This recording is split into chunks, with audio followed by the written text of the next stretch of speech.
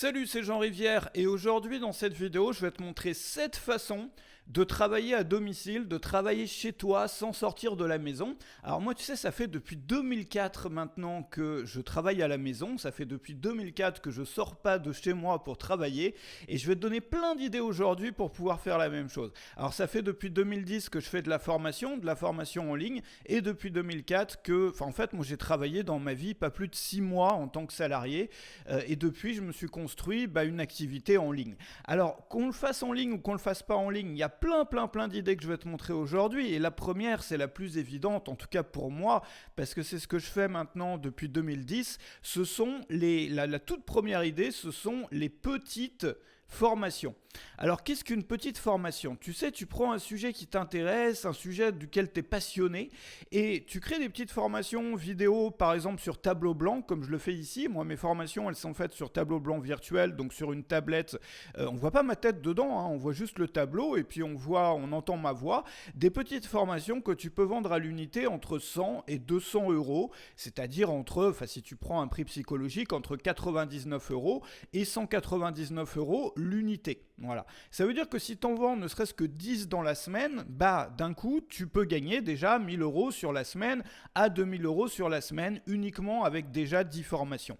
Alors, on se demande, tu sais, beaucoup de gens se disent, ouais, mais tu vois, les petites formations, moi, si je faisais des... Regarde, on voit beaucoup de créateurs sur le web qui proposent des grosses formations, tu sais, des formations entre 1000 euros, 2000 euros, il y en a pour qui ça marche excessivement bien, pour qui ça marche très bien.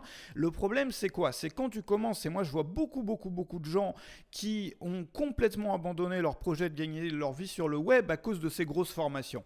Pourquoi? Parce qu'ils se sont dit, regarde, on voit tous ces créateurs sur le web, on veut faire la même chose, et donc ils vont créer un énorme produit, une énorme formation qui parfois va faire 10 heures de vidéo, parfois 20 heures de vidéo, ils vont mettre tous leurs efforts, ils vont travailler parfois pendant des mois avant d'avoir le résultat, c'est-à-dire la formation qui est créée, qui est terminée, et une fois que c'est créé, ils la mettent sur le marché, c'est-à-dire qu'ils la lancent, et puis parfois c'est un échec. Ça arrive, et ça arrive souvent, beaucoup plus souvent au début qu'après des années et des années d'expérience. Quand c'est ton premier produit, ta première formation, tu sais, moi je prends souvent l'exemple de la pizza. Quand tu fais une pizza, alors ça c'est censé, tu sais, moi je sais pas trop bien dessiner, c'est censé être une pizza. Imagine que tu te dises, moi je veux mettre à la cuisine, je veux faire des pizzas. Voilà, je veux apprendre à faire de la cuisine italienne. Et sur un an, tu fais une pizza tous les jours. Il est probable, et c'est même beaucoup plus que probable, que la dernière pizza, celle que tu vas faire dans 365 jours, c'est-à-dire avec toute l'expérience que tu as accumulée pendant un an, elle soit bien meilleure que la toute première pizza, c'est-à-dire celle que tu vas faire le premier jour. Et ce qui se passe avec les grosses formations, c'est que c'est souvent un échec, et c'est un échec cuisant, c'est-à-dire c'est un échec qui souvent dégoûte complètement les personnes de ce métier, parce qu'elles vont créer une énorme formation, ça va être leur toute première, ça va pas marcher parce que ça a beaucoup plus de chances de pas marcher quand c'est la première, comme ta première pizza, et donc du coup, ils ont mis des mois d'efforts, le truc il marche pas, et ils sont dégoûtés en fait, et ils passent à autre chose, ils abandonnent complètement, ou ils passent sur un autre projet. Alors que quand tu crées des petites formations, et moi j'ai des méthodes notamment, et tu vas le voir si tu regardes dans la description, je t'ai mis pas mal de liens, il y a notamment des formations que j'ai créées qui vont te donner ma méthode et qui peuvent t'aider à créer tes formations chez toi facilement. Ça peut prendre une demi-journée. Une demi-journée pour créer une formation qui va faire entre 1 et 2 heures de contenu et qui va se vendre entre 100 et 200 euros.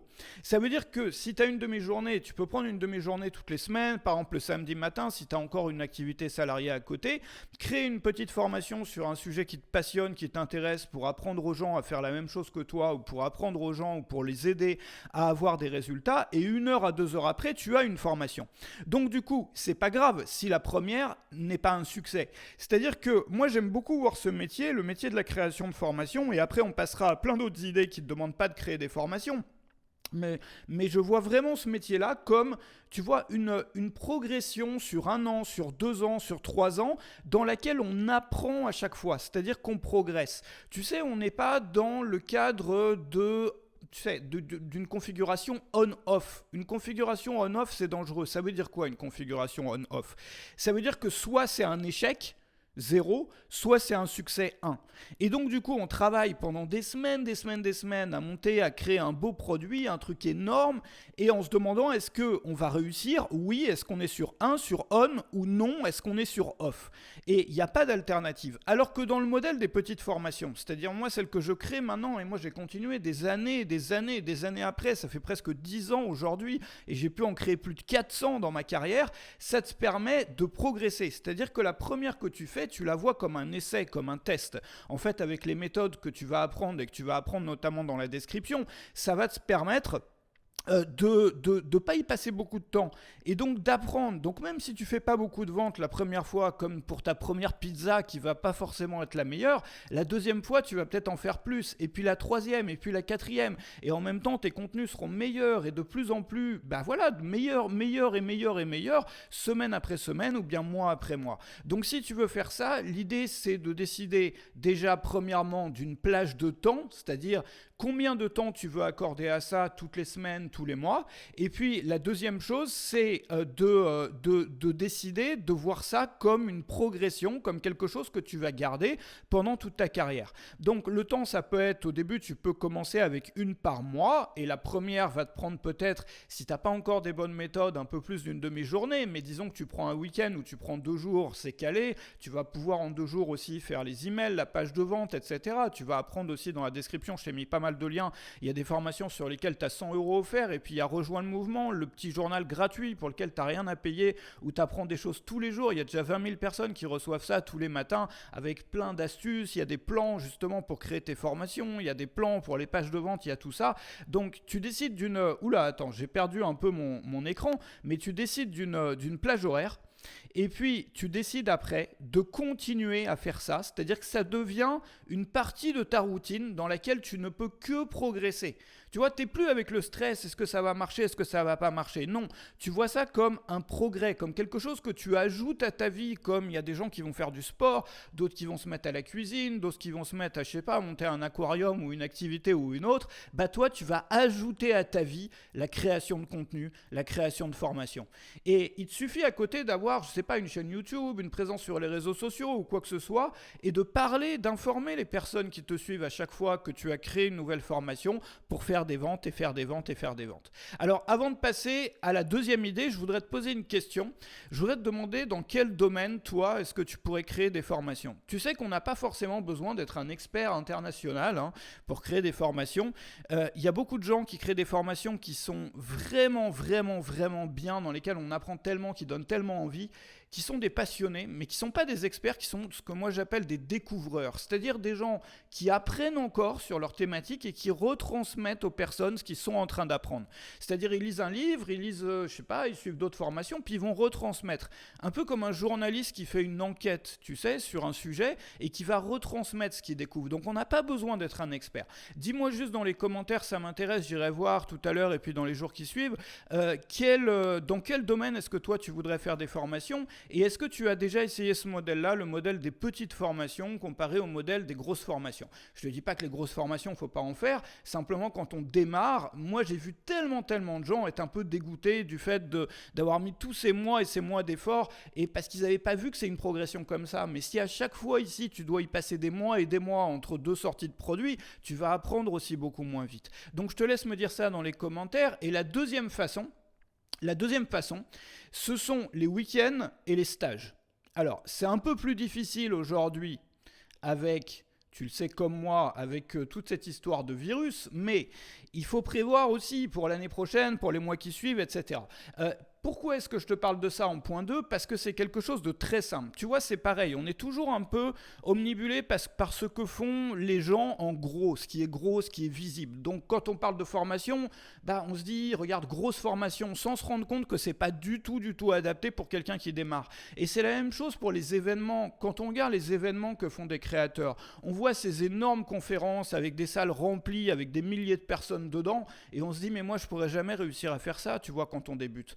Alors que on peut créer, et moi j'ai même avant, tu vois, dans les années 2009-2010, je créais des week-ends qui me rapportaient, c'était pas forcément énorme par rapport à mes revenus d'aujourd'hui, mais qui me rapportaient entre 3 500 et 4 000 € par week-end, et avec une dizaine de personnes seulement. Donc c'est déjà un premier pas si tu veux gagner ta vie. Et ça, tu peux le faire tous les week-ends. Hein. Comment est-ce qu'on fait ça? L'idée pour les week-ends, alors il y a deux choses, il y a des week-ends, des stages. Moi aujourd'hui, je penche sur les week-ends, ce que moi j'appelle les week-ends en immersion.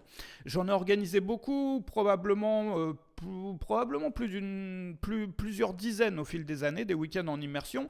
L'idée, c'est quoi? C'est que tu loues un gîte rural ou tu loues une maison à la campagne, tu vas sur Airbnb, enfin, c'est mieux de discuter avec eux avant, ou bien moi je fais ça souvent en Transylvanie, un peu dans les collines ici de Transylvanie, et tu loues un chalet ou tu loues plusieurs, ce qu'ils appellent des pensions, des gîtes ruraux, enfin tu peux le faire aussi, je sais pas, dans les Vosges ou n'importe où. L'idée, c'est qu'il y ait une cassure avec le milieu naturel des personnes.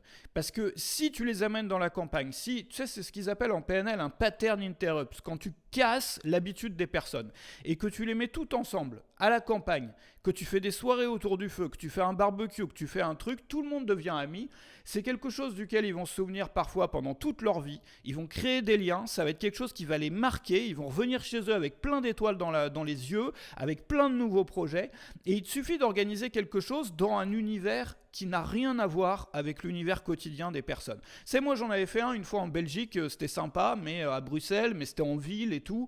Et il n'y a jamais eu, tu vois, quand j'en ai organisé comme ça en ville, la même cohésion, le même esprit de groupe, les mêmes souvenirs en fait que quand on fait ça dans les montagnes ou dans les collines, avec des soirées autour du feu, voilà, cet esprit un peu de camaraderie, de groupe comme ça, et c'est juste magique. Alors, le mieux, c'est que tu loues un gîte rural ou quelque chose comme ça, où les personnes de ce gîte rural ou de cet endroit s'occupent de tout, c'est-à-dire de la nourriture, de l'organisation, tout ça.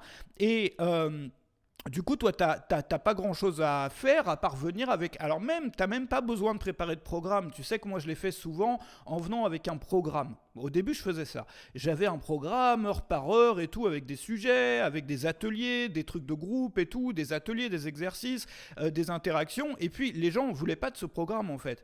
Les personnes qui sont venues voulaient juste avoir des interactions, voulaient pouvoir parler, voulaient venir avec leurs propres problèmes et avoir des solutions et puis des discussions.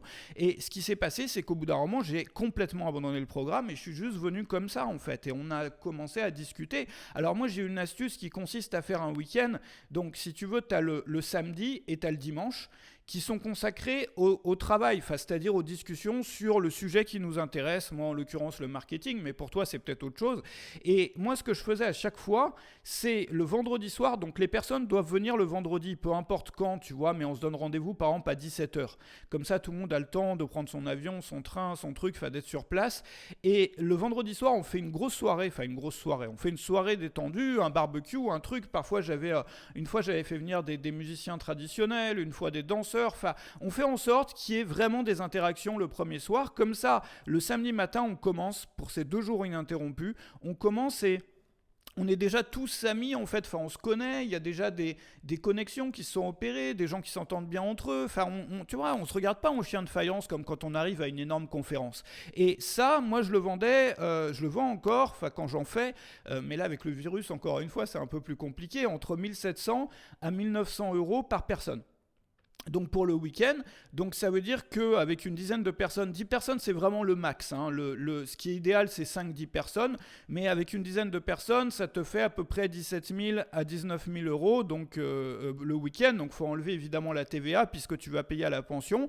Moi ça me coûte à peu près 390 € par personne ici à la campagne pour tout, hein, l'hébergement, la nourriture, et les transports, parce qu'ils mettent aussi les personnes avec qui je travaille mettent des voitures avec des chauffeurs à disposition pour faire les allers-retours entre le gîte rural et l'endroit dans lequel on parle, parce que c'est pas toujours le même endroit. Bref, donc si tu veux, après la TVA, après tout ça, tu as peut-être 1500 € par personne qui restent dans ta poche, 1400, 1500, et du coup ça te fait entre 14 000, 15 000 € sur un week-end. Donc ça, évidemment, tu vas pas le faire tous les week-ends, mais tu peux aussi, et évidemment au début, tu vas pas forcément facturer ces prix-là. Mais il y a autre chose que tu peux faire qui est beaucoup plus simple et que je faisais il y a une dizaine d'années, c'est des ateliers. Et ça, tu peux le faire en ville. Tu fais un atelier de 2 jours. Et là, par contre, les gens dorment chez eux, ou ils prennent un hôtel, ou ils se débrouillent. Tu fais ça dans une grande ville, par exemple Paris, une ville là où il y a du monde, en fait, qui te suit. Et ce que tu vas faire, c'est que l'option la moins chère, c'est de louer des salles de petit déjeuner d'hôtel. Les salles de, tu sais, il y a des salles de réunion, tout ça, mais quand on commence, ça peut coûter un peu cher. Et il y a plein d'hôtels à Paris, la plupart en fait, qui louent leurs salles de petit déjeuner. Beaucoup de gens le savent pas, mais ça se fait. Le seul truc qui est pas top, c'est que ça commence à 11 heures. Enfin, c'est très difficile d'avoir la salle avant 11 heures, puisqu'à la fin du petit déjeuner, il faut qu'ils nettoient tout ça. Mais rien ne t'empêche de continuer, par exemple, jusqu'à 20 heures ou jusqu'à 19 heures. Et c'est des salles qui sont jolies, qui sont voûtées, souvent en sous-sol. Donc tu peux faire aussi des balades l'après-midi ou les déjeuners, et pas souvent qui vont s'étendre quand tu fais des événements comme ça, parce que les gens veulent parler. Et ça, moi, je le facturais, mais dans une autre thématique que le marketing, dans laquelle je débutais à l'époque, je facturais 300 euros par personne. Donc là, il n'y a pas d'hébergement et la nourriture n'est pas incluse. Donc 300 euros par personne, ce qui fait à peu près 3000 euros.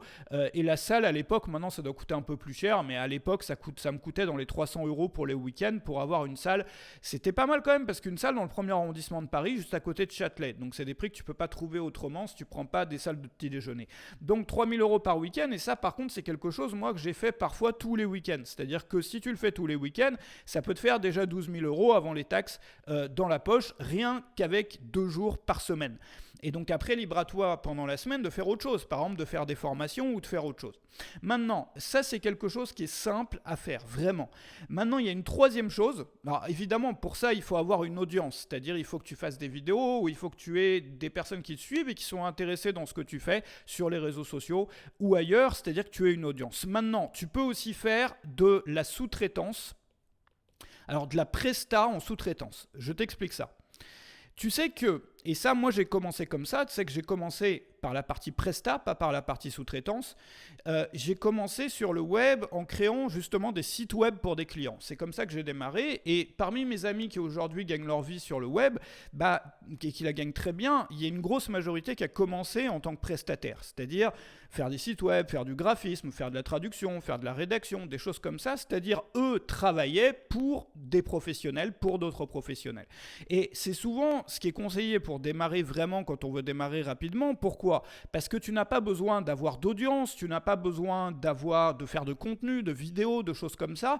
Tu peux tout de suite trouver des clients si tu en trouves. Le problème qu'il y a avec ça, c'est que tu te retrouves vite cloisonné entre des murs. C'est-à-dire que tu peux plus bouger au bout d'un moment. Ce qui se passe, c'est toujours la même histoire. C'est-à-dire qu'un prestataire, il va très vite s'il trouve des clients, et il y a des méthodes pour en trouver. Tu peux regarder aussi dans mes formations, je ne sais pas si je t'en ai mis là-dessus dans la description, mais si tu t'inscris à rejoindre le mouvement, tu vas recevoir des emails tous les jours, tous les matins, enfin à peu près tous les matins, et tu vas voir, il y a parfois des choses aussi pour les freelances, les prestataires de services. Je vais t'apprendre à trouver des clients, je vais t'apprendre à présenter un devis, à faire en sorte que ton devis ait plus de chances d'être accepté, etc., etc. Le problème donc des prestataires de services, c'est que très vite, ils sont enfermés. C'est-à-dire qu'ils n'ont plus de temps pour eux. Ils bossent avec des clients avec lesquels ils n'ont plus envie de travailler parce que tu vois, les clients, ils sont chiants, ils demandent des allers-retours, ils veulent faire 15 modifications. Enfin, tu sais comme moi comment ça se passe. Et donc, du coup, au bout d'un moment, ils en ont marre, ils aimeraient avoir plus de temps pour eux, ils ont la tête dans le guidon, ils n'arrivent plus à penser stratégie, ils n'arrivent plus à préparer les prochains projets qui vont arriver après, qui vont leur permettre de gagner plus, parce qu'ils n'ont plus de temps. Et la clé, c'est ça, c'est qu'une fois que ton activité freelance ou de prestation de service fonctionne, une fois qu'elle marche, ce que tu vas faire, c'est que tu vas voir ton activité comme une activité pilote. Tu sais que dans les franchises, et là je fais une parenthèse, tu sais, il y a souvent plein de magasins, par exemple McDo ou autre, où tu penses à n'importe quelle franchise que tu connais. Il y a plein de magasins, il y en a parfois des milliers, parfois des centaines, parfois des dizaines. Mais tu as l'un de ces magasins qui est ce qu'on appelle un magasin pilote. Un magasin pilote, c'est là où ils vont tester les nouvelles choses, c'est-à-dire tester une nouvelle promo, tester un nouveau menu, tester une nouvelle présentation, tester une nouvelle vitrine pour voir si ça marche ou pas. Et dès qu'ils ont, c'est-à-dire c'est une sorte de laboratoire pour faire des tests et des essais. Et dès qu'ils ont trouvé quelque chose qui marche, ils vont le répercuter dans toutes les franchises. Bon. Et de la même façon, tu as un modèle qui consiste, et que beaucoup, moi il y a des entrepreneurs, notamment l'un de ceux que je connais qui a fait ça, c'est qu'ils ont une boîte, une entreprise qui fonctionne dans une localité particulière, et une fois que ça fonctionne, ils vont faire exactement la même chose. S'ils l'ont fait ici à Paris, ils vont le faire à Lyon, ils vont le faire à Marseille, ils vont le faire à Strasbourg, etc. Donc ils vont décliner. Et toi, tu peux faire la même chose quand tu es prestataire, et c'est ça la clé. C'est-à-dire que l'activité que tu as montée, et qui fonctionne maintenant. C'est-à-dire que la première étape, c'est ça, c'est de monter une activité de prestation qui marche et qui marche vraiment.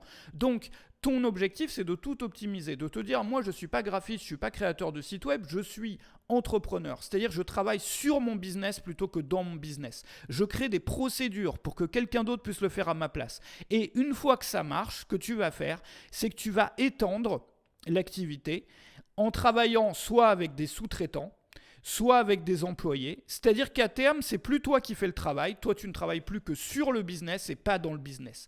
Et quand on a cet objectif-là, quand on l'a dès le départ, c'est-à-dire dès qu'on commence à se mettre en indépendant et travailler pour des clients, d'un coup le travail devient plus facile parce qu'on voit le boulot, les interactions avec les clients, tout en fait, comme la construction d'un grand projet qui dépasse largement gagner tant ce mois-ci en fait. C'est plus un projet à court terme, c'est quelque chose qu'on construit pour sa carrière et qui pourra continuer sans nous. Et c'est ça la magie de la chose et c'est là vraiment que tu vas pouvoir à ce moment-là occuper ton temps à autre chose, développer d'autres business à côté et puis vraiment atteindre une taille qui te permet, c'est que malheureusement aujourd'hui, si tu regardes les chiffres de l'INSEE, 70%, plus de 70% je crois des auto-entrepreneurs échouent en 3 ans, je crois bien que c'est 3 ans si c'est pas 2. 50% des SARL en France mettent la clé sous le tapis avant les 5 premières années. Pourquoi ? Parce que c'est toujours des logiques comme ça à court terme, et dès qu'il y a plus de clients, il n'y a plus d'argent. Alors que si tu as un projet à long terme, tu vois, il faut arrêter de se fixer des petits objectifs comme juste gagner ma vie. Parce que les revenus d'un entrepreneur, ils sont en dents de scie, ils sont comme ça.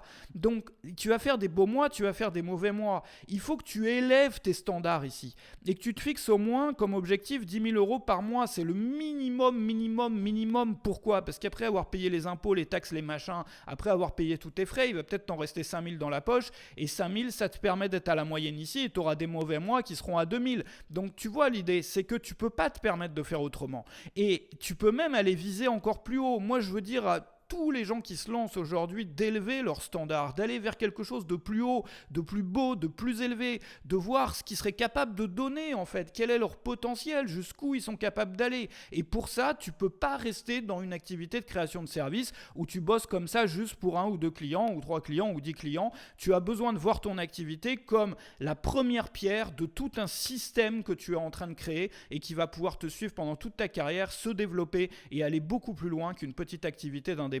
Voilà, donc ça c'est les 3 premières choses. Je t'ai préparé un PDF qui se trouve juste en dessous, donc une fiche avec plein d'autres façons. Tu vas avoir la façon 4, la façon 5, la 6 et la 7 de gagner ta vie à la maison, à domicile.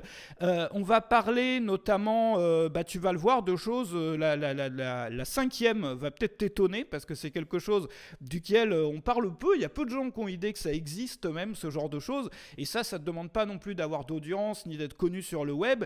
Et la 6e aussi peut t'étonner, tu vas le voir. C'est quelque chose qu'un ami fait. Il y a peu de gens qui font ça. J'ai un pote là qui fait ça, qui fait très bien et ça marche très bien depuis quelques années. Tout ça, c'est dans le PDF juste en dessous. N'hésite pas à mettre un like sur cette vidéo et à t'abonner à la chaîne parce que je vais publier d'autres vidéos comme ça à tableau blanc pour t'apprendre plein de choses au fil des jours et des semaines qui viennent. Le PDF t'attend juste en dessous et inscris-toi, tu vas voir, tu vas pouvoir t'inscrire aussi à rejoindre le mouvement. Le petit email que j'envoie plusieurs fois par semaine comme ça à plus de 20 000 personnes. Il y a plus de 20 000 personnes qui le reçoivent aujourd'hui. Et je te propose, une fois que c'est fait, 2 autres vidéos qui s'affichent maintenant qui vont t'apprendre encore plus de choses. Je te retrouve sur ces 2 vidéos pour continuer l'aventure. À tout de suite.